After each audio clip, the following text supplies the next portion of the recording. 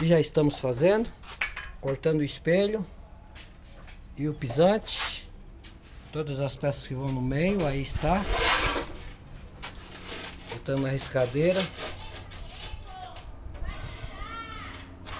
todas as peças iguais, do mesmo tamanho.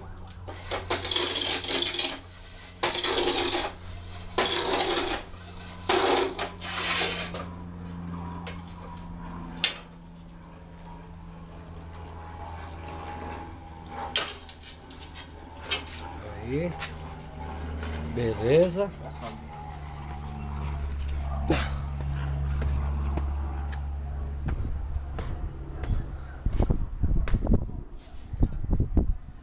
Começando a revestir, botar as peças.